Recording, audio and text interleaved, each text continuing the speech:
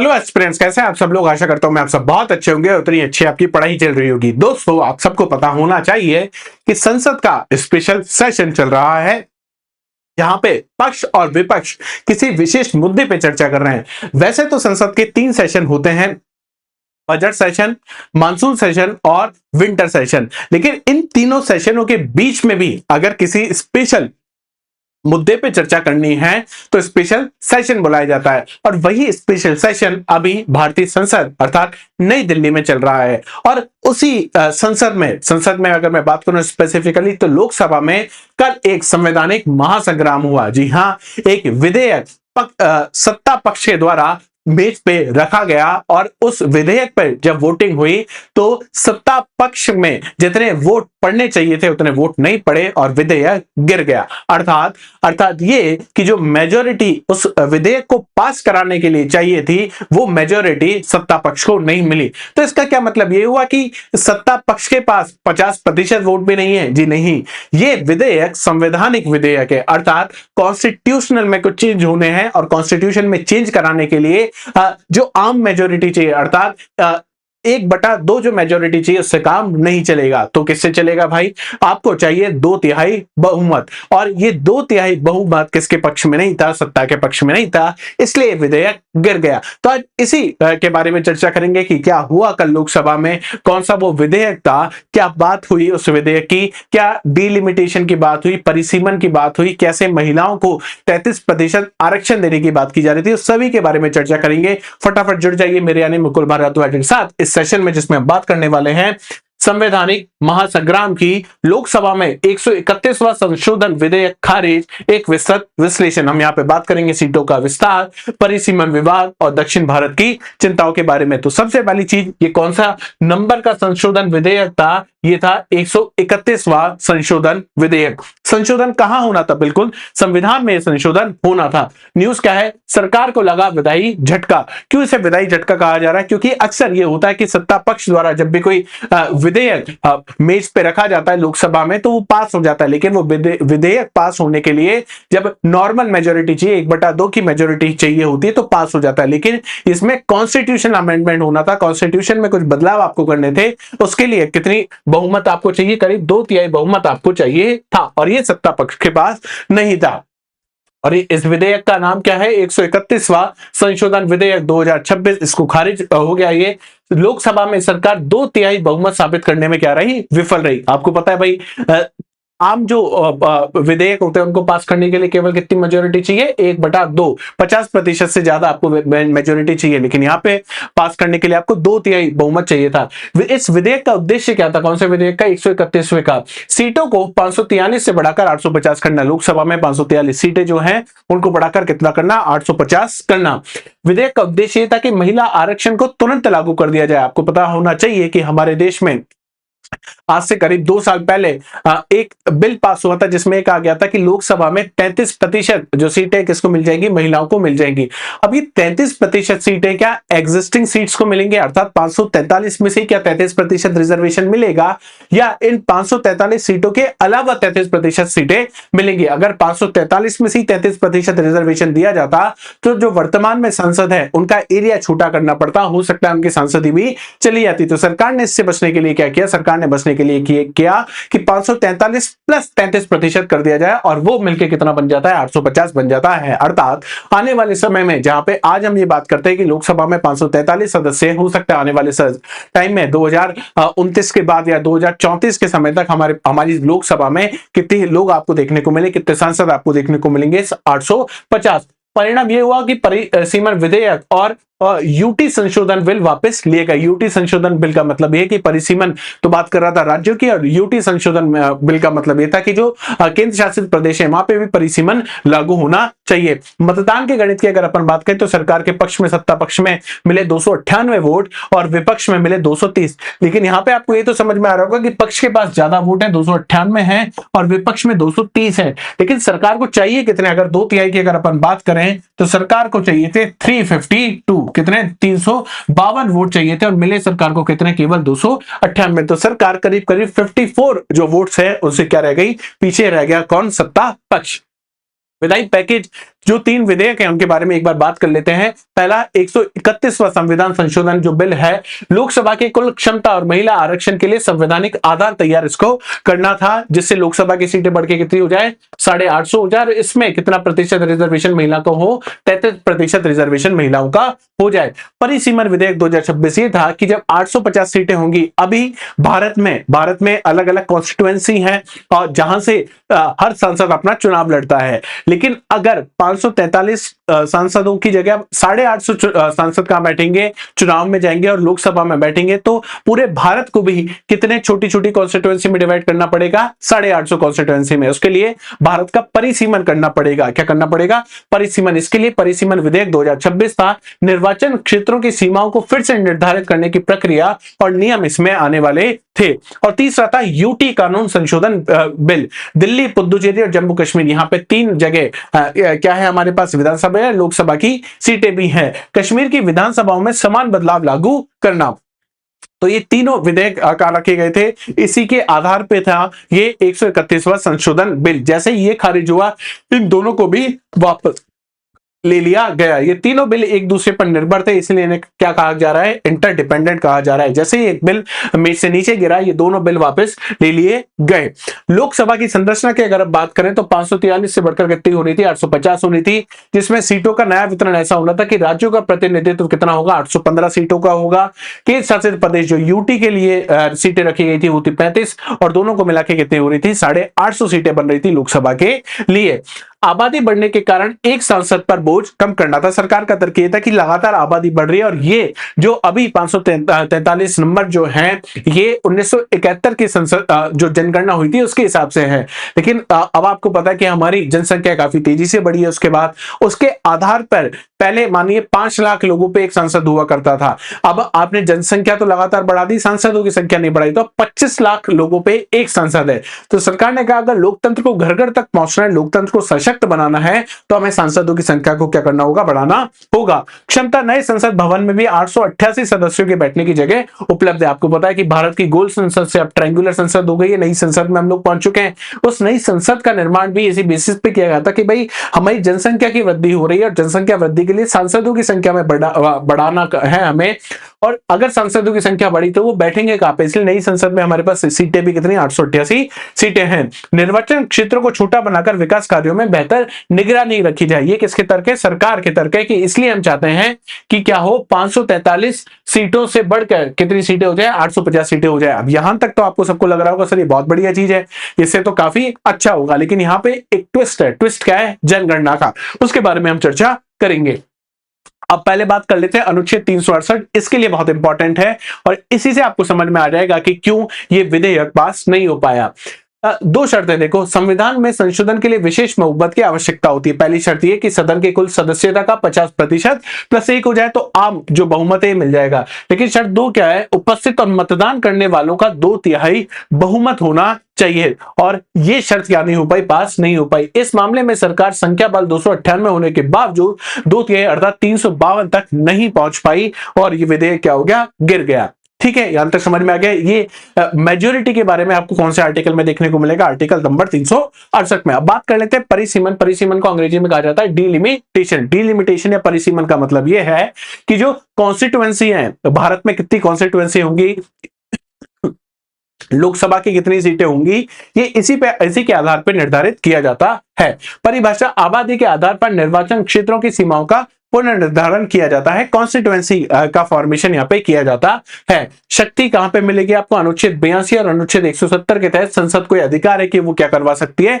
परिसीमन करवा सकती है। और सुप्रीम कोर्ट की जज की अध्यक्षता में ये एक स्वतंत्र निकाय बनता है, जिससे इस पे किसी भी इंटरफियरेंस नहीं हो पाए, इसमें स्वतंत्र रूप से अपना कार्य कर सके। उद्देश्य क्या है इसका, एक व्यक्ति एक वोट और एक मूल्य के सिद्धांत की रक्षा करना है। इसका मतलब लोकतंत्र को घर घर तक पहुंचाने का काम कौन करता है, डिलिमिटेशन परिसीमन आयोग करता है, ताकि सब लोग अच्छी तरीके से क्या कर सके, डेमोक्रेसी में पार्टिसिपेट कर सके। सीट स्थिरीकरण का इतिहास, तो आज जो हमारे पास 543 सीटें क्या हमेशा से इतनी थी या और आगे बढ़नी थी या रुक गई, इसको समझ लेते हैं। 1952 से लेकर 1973 के अगर अपन बात करें, हर जनगणना के बाद परिसीमन और सीटों में वृद्धि होती थी। भाई जैसे 1951 में जनगणना हुई तो 1952 तक क्या कर दिया गया, परिसीमन कर दिया गया, 1961 में, फिर 1971 में। लेकिन उसके बाद क्या हुआ, 1976 में एक संविधान संशोधन आता है जिसका नाम है 42वां संविधान संशोधन 1976 में आ जाता है। इसमें क्या कहा, इसमें कहा कि जो जितनी भी सीटें हैं लोकसभा की उनको कब तक के लिए फ्रीज कर दिया जा रहेगा, सन 2000 तक के लिए फ्रीज कर दिया जाएगा। इसका मतलब 1981 1991 में जो भी जनगणना हुई उसके आधार पर परिसीमन नहीं हुआ, 2000 तक ये सीटें फ्रीज कर दी गई। चलिए आगे चलते हैं। 42वां संविधान संशोधन, इसको 2 से गुणा करोगे तो 42 गुणा 2 करके कितना जाएगा, 84वां संविधान संशोधन हो जाएगा। ये 2002 में आया और इस 84th कॉन्स्टिट्यूशनल अमेंडमेंट में कहा गया कि जो सीटें फ्रीज हुई हैं कब तक, 2000 तक, इसको बढ़ा के कब तक कर दिया जाए, 2026 तक कर दिया जाए। ये वाजपेयी साहब की गवर्नमेंट के समय था और ये इंदिरा गांधी जी की गवर्नमेंट के टाइम पे काम हुआ। और 2026 में अब ये प्रक्रिया की गई कि इस फ्रिज की समय सीमा को क्या कर दिया जाए, समाप्त कर दिया जाए और सीटें जो 543 से वो बढ़ के कितनी हो जाए, 850 हो जाए। तो आपको समझ में आ गई होगी लोकसभा की सीटें किस तरीके से निर्धारित होती है, परिसीमन किस तरह से कार्य करता है।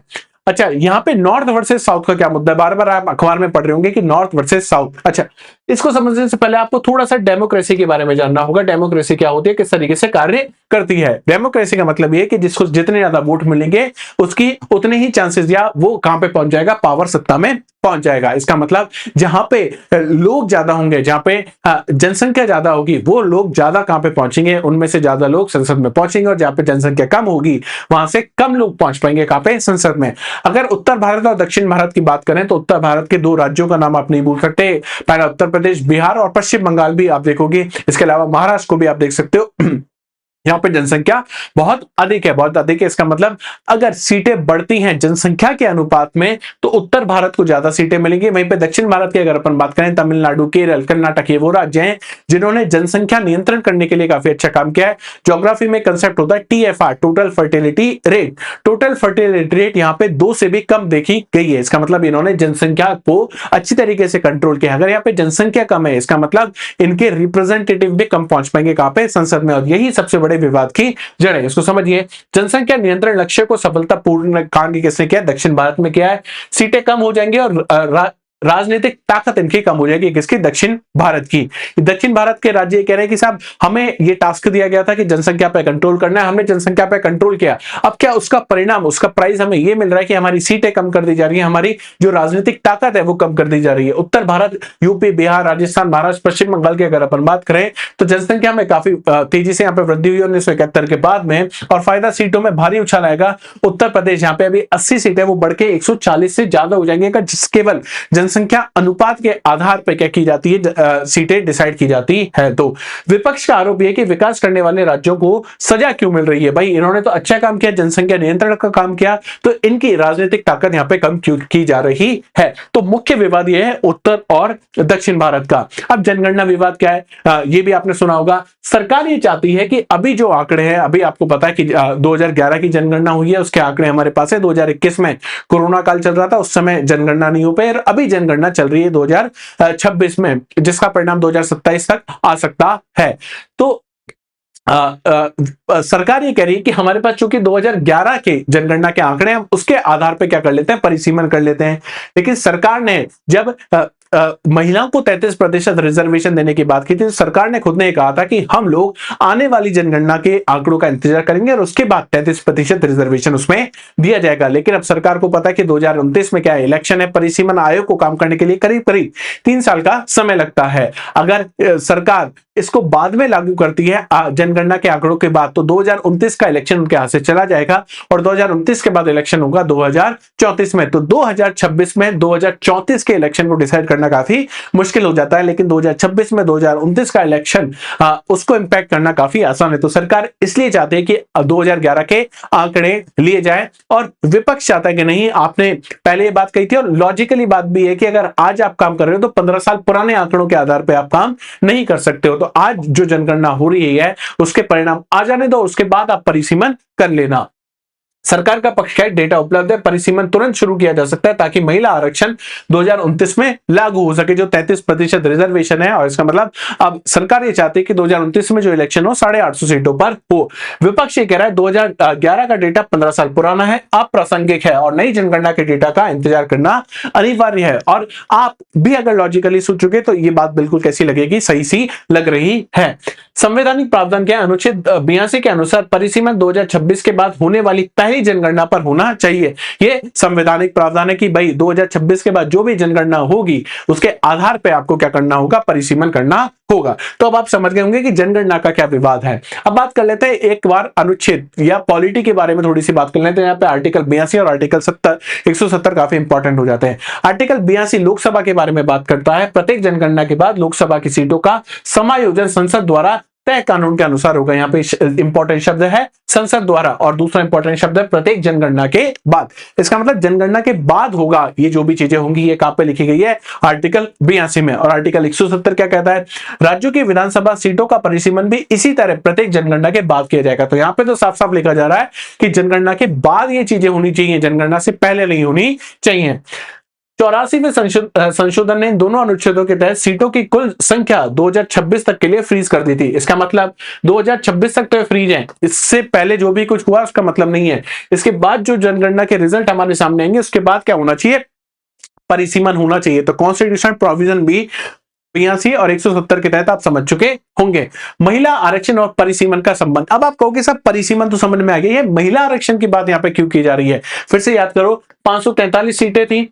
अब क्या इसमें 33% रिजर्वेशन देना है या इसके अलावा 33% रिजर्वेशन देना है, दो मुद्दे हैं। सरकार ने कहा कि हम इसके अलावा 33% रिजर्वेशन किसको देंगे, महिलाओं को देंगे। 33% रिजर्वेशन देते ही सीटें कितनी हो गई, 850 हो गई। अब इन 850 पे क्या करना पड़ेगा, परिसीमन करवाना पड़ेगा। बिना परिसीमन, बिना कॉन्स्टिट्यूएंसी डिसाइड किए हुए आप इलेक्शन कैसे करवाओगे। नारी शक्ति वंदन अधिनियम 106 संशोधन हुआ था, संविधान संशोधन। ये आरक्षण परिसीमन के बाद ही प्रभावी हो सकता है। कौन सा, नारी शक्ति वंदन अधिनियम, जिसमें 33% रिजर्वेशन किसको दिया गया है, महिलाओं को दिया गया है। 131वें संविधान संशोधन का गिरने का मतलब है कि महिला आरक्षण के लिए नई सीमाओं का निर्धारण फिर से अनिश्चित हो गया है। इसका मतलब जब तक जनगणना नहीं हो जाती है और जब तक परिसीमन नहीं हो जाता तब तक शायद ये जो 106 संविधान संशोधन है ये लागू हो ही नहीं पाएगा, जिसे हम कह रहे हैं नारी शक्ति वंदन अधिनियम। अनुच्छेद 334 ए की अगर अपन बात करें, जो आरक्षण लागू करने की शर्त के बारे में बात करता है, 106 संविधान संशोधन द्वारा जोड़ा गया था। कौन सा, 334 ए। ये क्या कहता है, महिलाओं के लिए सीटों का आरक्षण परिसीमन प्रक्रिया पूरा होने के बाद प्रभावी होगा। मतलब महिलाओं का आरक्षण लागू तभी हो सकता है जब पहले क्या हो जाए, परिसीमन हो जाए। अगर डिलिमिटेशन नहीं हुआ तो जो रिजर्वेशन है कितना, 33% रिजर्वेशन महिलाओं का ये लागू नहीं हो पाएगा। जो इस अधिनियम के लागू होने की बात की गई पहली जनगणना के आधार पर होगा। ये कहां लिखा हुआ है, संविधान में लिखा हुआ है। इसका मतलब ये कि 2011 का आप डेटा उपयोग नहीं कर सकते। भाई कॉन्स्टिट्यूशनल प्रोविजन तो ये लिखा है, संविधान में तो ये लिखा गया है। सरकार 131वें संशोधन द्वारा पहली जनगणना की शर्त हटाकर 2011 के डेटा का उपयोग करना चाह रही है। तो यहाँ पे क्या लिखा गया, पहली जनगणना जो बाद में होगी परिसीमन के, लेकिन सरकार कह रही है नहीं, इसकी जगह क्या कर दो, 2011 कर दो ताकि काम आसानी से हो जाए। आज से ही परिसीमन अपना काम करना शुरू कर दे।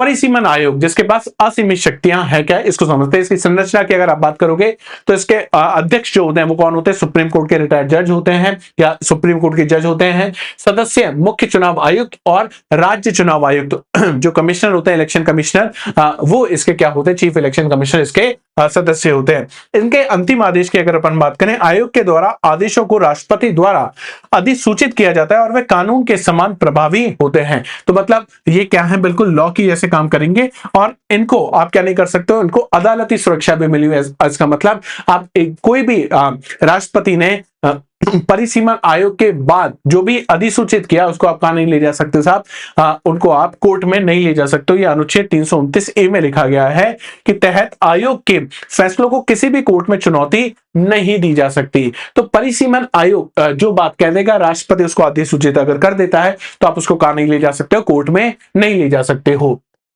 अच्छा, इस शब्द का मतलब भी आप समझना, जिसे कहा जा रहा है गैरी मैंडरिंग। गैरी मैंडरिंग का मतलब ये है कि सरकार क्या करेगी, कॉन्स्टिट्यूएंसी इस तरीके से डिवाइड कर देगी जहां पे उनको फायदा हो। मानो ये एक एरिया है, ए एरिया। इस ए एरिया में दो फिलोसॉफी या दो आइडियोलॉजी वाले लोग रहते हैं, जिसमें ये जो लोग हैं, ए लोग, ये एक्स पार्टी को वोट करते हैं, और जो बी लोग हैं ये वाई पार्टी को वोट करते हैं। अच्छा, सत्ता पक्ष में जो पार्टी है वो है एक्स पार्टी। सरकार किसकी है? एक्स पार्टी की है। लेकिन अब जब क्या होगा, कॉन्स्टिट्यूएंसी का डिवीजन होगा या डिलिमिटेशन होगा, तो विपक्ष को यह डर है कि सरकार क्या करेगी, इस जो बी वाले जो एरिया है, जहां पे बी टाइप के जो लोग रहते हैं, जो विपक्ष को सपोर्ट करते हैं, इसको तोड़ देगी। जैसे ही इसको तोड़ेगी तो ये जो वोटों की संख्या है ये क्या हो जाएगी, कम हो जाएगी। इसको किसी और के साथ जोड़ दिया और यहाँ पे किसी और के साथ इसको जोड़ दिया, तो जो विपक्ष को सीट मिलनी चाहिए थी, विपक्ष को जो वोट मिलने चाहिए थे, अब उनकी संख्या में कमी आ जाएगी। यह विपक्ष का तर्क है और इसे क्या कहा जाता है, गैरीमैंडरिंग कहा जाता है। विपक्ष को डर है कि सरकार अपनी पसंद की निर्वाचन सीमाएं खींचकर चुनाव परिणाम प्रभावित कर सकती है। विपक्ष के गणों को तोड़ा जा सकता है, वोट बैंक का ध्रुवीकरण हो सकता है, पोलराइजेशन हो सकता है, और न्यायिक समीक्षा का अभाव इस डर को और बढ़ा देता है कि भाई इसकी न्यायिक समीक्षा भी नहीं हो सकती है, कोर्ट में आप इसको ले जा नहीं सकते हो। तो जो परिसीमन आयोग ने जो कह दिया, और परिसीमन आयोग अगर सरकार के इन्फ्लुएंस में होगा तो बिल्कुल ये काम हो सकता है। क्या ऐसा होता है? बिल्कुल। इसमें अगर आप देखोगे तो ऐसा बहुत बार भारत में और भारत से बाहर भी ये देखा गया कि जो पक्ष में जो होता है, सत्ता में जो होता है, सत्ता पक्ष अपने हिसाब से क्या करवाती है, डिलिमिटेशन करवाती है। पैसे और शक्ति का खेल भी यहां पे समझ लेते हैं। फाइनेंस कमीशन संसाधनों का बंटवारा करते समय जनसंख्या को 15% वेटेज देता है। यह बहुत इंपॉर्टेंट चीज है फाइनेंस कमीशन की। आपको पता है भाई, जो टैक्स है जो केंद्र सरकार के पास जाता है, केंद्र सरकार क्या करती है, बराबर बांट देती है। फाइनेंस कमीशन उसको डिसाइड करता है।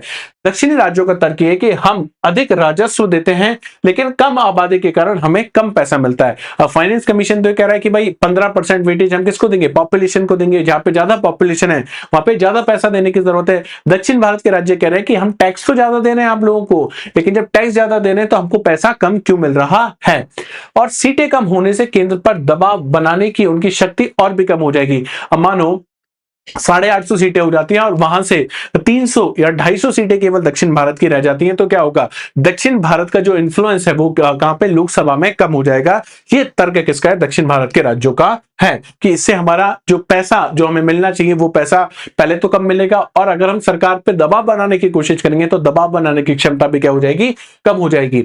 अब यहां पे विपक्ष का एक और आरोप है। विपक्ष का आरोप ये कि जब आप 33% रिजर्वेशन दे रहे हो किसको, महिलाओं को, इसमें आपने कहा कि साहब आप एससी की महिलाओं को देंगे और एसटी की महिलाओं का इसमें 33% में रिजर्वेशन के अंदर रिजर्वेशन उनको मिलेगा। विपक्ष ये कह रहा है कि आप ओबीसी को क्यों आरक्षण यहाँ पे नहीं दे रहे हो। महिला आरक्षण में ओबीसी महिलाओं के लिए अलग कोटा होना चाहिए, बिना जाति का जनगणना के परिसीमन अधूरा और अन्यायपूर्ण है। तो विपक्ष ये कह रहा है कि ओबीसी को रिजर्वेशन मिलना चाहिए। विपक्ष ये कह रहा है कि 50% जनसंख्या ओबीसी की है, और कास्ट सेंसस का जब तक रिजल्ट नहीं आ जाता तब तक आप इसको नहीं करना चाहिए आपको। सरकार ये कह रही है कि संविधान में केवल एससी और एसटी के लिए राजनीतिक आरक्षण का प्रावधान है। बिल्कुल कहां पे ये लिखा हुआ है, कॉन्स्टिट्यूशन में लिखा गया है। ओबीसी के लिए संवैधानिक संशोधन की प्रक्रिया और लंबी होगी, और लंबी होगी तो एक काम 2029 से पहले सरकार करना चाहती है, नहीं हो पाएगा। तो सरकार का तर्क सीधा सीधा यह है कि 2029 से पहले परिसीमन करो, महिलाओं को आरक्षण दो, 850 सीटों पे क्या कराओ, इलेक्शन कराओ। परिसीमन प्रक्रिया का प्रभाव क्यों बार बार कहा जा रहा है कि इतना समय लगेगा, इसको समझो। जनगणना डेटा का प्रकाशन होगा, जो जनगणना सेंसस का जो डेटा आएगा वो, परिसीमन आयोग का फिर गठन होगा, सार्वजनिक सुनवाई और मसौदा तैयार होगा, और उसके बाद में अंतिम आदेश और राजपत्र में इसका प्रकाशन होगा, राष्ट्रपति द्वारा इस पे साइन हो जाएंगे। तो इतना जो समय है इसमें करीब करीब ही माना जाता है कितना समय लगता है इसमें, 3 साल का समय लगता है इस पूरे काम को करने में। अगर आज ये होता है तो 3 साल तक ये काम हो जाएगा, 2026 से 2029 तक ये काम हो जाएगा। लेकिन अगर डेटा सेंसस का डेटा ही मानो 27 से 28 में आएगा तो 2029 तक ये काम नहीं हो पाएगा। फिर ये काम कब जाके हो पाएगा, 2034 के इलेक्शन में काम हो पाएगा, और सरकार इतना डिले इसको करना नहीं चाहती है। इन शासित प्रदेशों पर क्या प्रभाव पड़ेगा, यूटी कानून संशोधन बिल इन विधानसभाओं को प्रभावित करता है। कौन कौन सी, दिल्ली, पुदुचेरी और जम्मू कश्मीर। दिल्ली में सीटों में वृद्धि, 33% महिला आरक्षण का क्रियान्वयन हो जाएगा। स्थानीय विधानसभा की संरचना में यहाँ पे भी बदलाव होंगे, और सेम चीज यहाँ पे होगा, नया परिसीमन और पुनर्गठन के बाद सीटों का समायोजन यहाँ पे हो जाएगा। मतलब इन तीनों जगह यहाँ पे सीटों में क्या होंगे, बदलाव होने लगेंगे। अभी जो हमारे पास जिस तरीके से 543 सीटें हैं वो कौन से सेंसस है, 1971 के, और अभी हम कहां पे 2026 में लोकसभा की सीटें 543 हैं और प्रस्तावित कितनी है 850 हैं। प्रतिनिधित्व अनुपात उस समय की अगर अपन बात करें तो एक सांसद 25 लाख लोग, और अगर 850 सीटें हो जाती हैं तो एक सांसद कितने लोगों को संभालेगा, केवल 15 लाख लोगों को। महिला आरक्षण 0% है और यहाँ पे महिला आरक्षण कितना हो जाएगा 33%। इसका मतलब 850 में से करीब करीब 181 सीटें किसके पास होंगी, महिलाओं के पास होंगी, किसमें 2026 में। अब विफलता क्यों हुई, विफलता के प्रमुख कारण देख लीजिए। सहकारी संघवाद का अभाव, राज्यों के साथ उचित परामर्श नहीं किया गया। भाई दक्षिण भारत के राज्यों को भी अगर विश्वास में लिया जाता तो ये काम आसानी से हो पाता। 2011 के पुराने डेटा पर विपक्ष का कड़ा विरोध, और ये कोई भी आप समझ पाएगा 2026 में हो, 2029 के इलेक्शन की आप प्लानिंग कर रहे हो और 2011 का डेटा आप लेके चल रहे हो, तो ये चीजें तो सही नहीं लग रही हैं। दक्षिण और पूर्वोत्तर राज्यों की असुरक्षा को दूर करने में विफलता, फर्स्ट और थर्ड पॉइंट काफी सिमिलर सा आपको लगेगा। जातिगत आधार पर आरक्षण की मांग ने विपक्षी एकता को मजबूत कर दिया। समाजवादी पार्टी की अगर अपन बात करें, कांग्रेस की भी बात करें, तो वोट बैंक की जो राजनीति है वो यहाँ पे होते हुए कतई साफ नजर आ रही है कि ओबीसी को आप पहले इसमें इंक्लूड करो, उसके बाद में आप सारा कार्य करना। तो ये कुछ पॉइंट्स हैं जिसकी वजह से ये संसदीय गतिरोध हुआ, और इसकी वजह से क्या हुआ, किरेन रिजिजू द्वारा बिल की वापसी। जैसे 131वां संविधान संशोधन करने के बाद परिसीमन विधेयक को वापस पीछे ले लिया गया। बिना संवैधानिक संशोधन के परिसीमन आयोग 1971 में फ्रीज को नहीं तोड़ा जा सकता, ये सरकार ने कहा है। अब सरकार अब नए सिरे से आम सहमति बनाने या 2027 की जनगणना की प्रतीक्षा करने की रणनीति पे काम करेगी। सरकार ने करने की कोशिश की, नहीं हुआ, अब सरकार या तो दूसरा रास्ता ढूंढेगी या 2027 की जब तक सेंसस का डेटा नहीं आ जाता तब तक उसको रुकना होगा। कैसे संविधान संकट या सुधार का अवसर कहा जा सकता है? भारत के सामने दो रास्ते हैं। रास्ता एक, केवल आबादी आधारित परिसीमन हो तो उत्तर भारत का दबदबा संसद में देखने को मिलेगा। दूसरा रास्ता यह है कि वेटेड फॉर्मूला हो, आबादी, विकास, राजस्व, योगदान, सब चीजों को ध्यान में रखा जाए और उसके आधार पे लोकसभा की सीटों को निर्धारित किया जाए। इससे तो उत्तर भारत के जो राज्य हैं उनमें किस चीज की बात बढ़ेगी, किस चीज का मोटिवेशन मिलेगा कि उन्हें भी अपनी आबादी कम करनी है, विकास के इंडिकेटर्स में, डेवलपमेंट इंडिकेटर्स में सुधार करना है, साथ ही साथ राजस्व में योगदान जिस तरीके से दक्षिण भारत के राज्य करते हैं उतना ही योगदान उत्तर भारत के राज्य भी करें। तो ये कंपटीशन, हेल्दी कंपटीशन डेमोक्रेसी में आपको देखने को मिल सकता है अगर इस फॉर्मूले के साथ हम चलें। वैश्विक संदर्भ की अगर अपन बात करें, यूएसए में हर 10 साल में जनगणना के बाद सीटों का रीअपॉर्चमेंट हो जाता है, मतलब 10 साल में वहां पे भी चीजें चेंज हो जाती हैं। यूके की अगर अपन बात करें, स्वतंत्र सीमा आयोग 8 से 12 साल में निर्वाचित क्षेत्रों की समीक्षा करता है। अब आप सोचिए, हर जगह 10 साल 8 से 12 साल में हो रहा है, हमारे यहाँ पे 1971 के बाद ये चीजें बंद हो गई हैं। क्षेत्रीय विविधता और जनसंख्या असंतुलन दुनिया का सबसे जटिल परिसीमन इसे बना देता है। कहां पे? भारत में। भाई नॉर्थ इंडिया में आप देखोगे पॉपुलेशन डेंसिटी बहुत ज्यादा है, पॉपुलेशन बहुत ज्यादा है, वहीं पे साउथ इंडिया में देखोगे तो चीजें बदल जाती है। इस कारण परिसीमन काफी मुश्किल कहां पे हो जाता है? भारत में हो जाता है। इस पूरे मुद्दे में चुनाव आयोग की क्या भूमिका रहने वाली है? परिसीमन आयोग को डेटा और प्रशासनिक सहायता प्रदान करेगा, नए निर्वाचन क्षेत्रों के अनुसार मतदाता सूची, इलेक्टोरल रूल्स बना के तैयार करेगा, महिला आरक्षित सीटों के रोटेशन की निगरानी रखेगा कि 33% सीटें कहां पे रिजर्व रखनी है, निष्पक्ष और पारदर्शी चुनाव सुनिश्चित करना, ये जो इलेक्शन कमीशन का बेसिक काम है, ये चुनाव आयोग की इस पूरे मुद्दे में भूमिका रहने वाली है। आगे क्या हो सकता है? 2027 के आधिकारिक प्रकाशन की प्रतीक्षा करना, भाई जनगणना का डेटा आ जाए, सेंसस का डेटा आ जाए, उसके बाद चीजें होंगी। सर्वदलीय बैठक और फॉर्मूला पर चर्चा करना, सभी दलों को बुलाया जाए, सबको विश्वास में लिया जाए, जो अभी तक नहीं हुआ था उससे काम बने। 2029 चुनाव पुरानी सीमाओं पर होने की अधिक संभावना, जो अभी तक लग रहा है कि ये बिल जब गिर गया उसके बाद हो सकता है कि 2029 का जो इलेक्शन हो वो पुराने वाले सिस्टम पे ही हो, 543 सीटों पे ही हो, या संवैधानिक प्रावधानों की कानूनी व्याख्या हो सकती है। संविधान में कुछ चीजें यहाँ पे क्या हो सकती है? चेंज हो सकती हैं, और इस तरीके से चेंज हो कि 2/3 बहुमत की जगह 1/2 बहुमत से काम हो जाए तो सरकार की बात चल जाएगी, अन्यथा यहाँ पे चीजें मुश्किल हो सकती हैं। तो अभी तक जो हमने पूरा देखा, पूरा करंट अफेयर जो देखा, उसमें कुछ अनुच्छेद आपके लिए इंपॉर्टेंट हो जाते हैं। अनुच्छेद 81 में लोकसभा की संरचना की बात की जाती है, 327 में निर्वाचन क्षेत्रों के परिसीमन की बात की जाती है, 330 और 32 में एससी और एसटी की सीटों का आरक्षण की यहाँ पे बात की जाती है, और 334 से जो नया है वो महिला आरक्षण के कार्यान्वयन की शक्ति यहाँ पे देता है। तो याद रखिएगा, प्री में ये सवाल आपसे यहाँ से पूछा जा सकता है। 2029 का लोकसभा चुनाव कैसा होगा? अगर परिसीमन नहीं हुआ तो 543 सीटों पर चुनाव होंगे, 33% रिजर्वेशन लागू नहीं हो पाएगा और दक्षिण बनाम उत्तर का विवाद अस्थायी रूप से टल सकता है। कब तक? 2029 के इलेक्शन तक। उसके बाद चीजें सुधर सकती हैं। तो देखना होगा कि आगे क्या होता है। अगर क्षेत्रीय दलों के रुख की बात करें तो स्टालिन ने तो तमिलनाडु में क्या किया था, काले कपड़े पहन के ये जो बिल था इसकी कॉपी को पहले ही जला दिया था। तो ये तो बिल्कुल इस चीज के क्या है, विरोध में है। एसपी और आरजेडी की बात करें तो ये केवल अपने वोट की राजनीति कर रहे हैं कि भाई हमको तो क्या करो, पहले सब कुछ छोड़ के ओबीसी की बात करो, ओबीसी को 50% रिजर्वेशन इसमें दे दो। निष्कर्ष क्या है? भारत जैसे विशाल और विविध लोकतंत्र में प्रतिनिधित्व केवल संख्या नहीं है बल्कि विश्वास है।